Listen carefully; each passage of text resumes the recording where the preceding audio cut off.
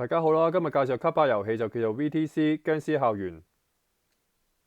咁簡單介紹下啲卡啦，分別有起點卡啦同終點卡嘅。咁開始每人抽一張角色卡啦。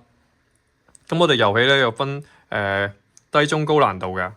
咁分別係10滴血啦、8滴血同埋5滴血嘅。冇扣一滴血咧，我哋就用角色卡遮住嗰滴血就代表扣咗噶啦。咁有3個行動點啦，每燒嗰個行動點咧就打橫佢嘅。咁咧我哋有4個卡庫嘅，分別有路徑卡庫啦、物品卡庫啦、喪屍卡庫同埋高級喪屍卡庫嘅。咁我哋呢個物品卡庫裏邊咧就有武器啦、有補血嘅物品啦，同埋干擾卡嘅。咁喪屍卡庫裏邊咧有喪屍啦，同埋一啲事件會發生嘅。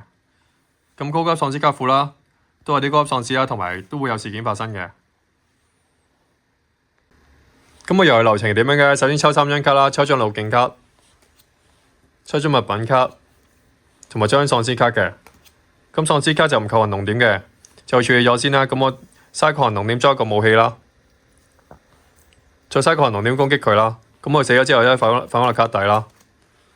咁再嘥個行動點咧，就出呢個路徑嘅。咁最終目的係點樣咧？就要儲齊1、2、3、4、5啦，路徑啦。咁捷徑卡咧就可以替代1至5嘅路徑嘅。咁再下一個回合咧，就嘥個行動點抽埋一張終點卡咧，就代表贏㗎啦。跟住睇下出啲咩啊？有喪屍嘅懟喪屍，有事件嘅懟喪事件出嚟，有喪屍就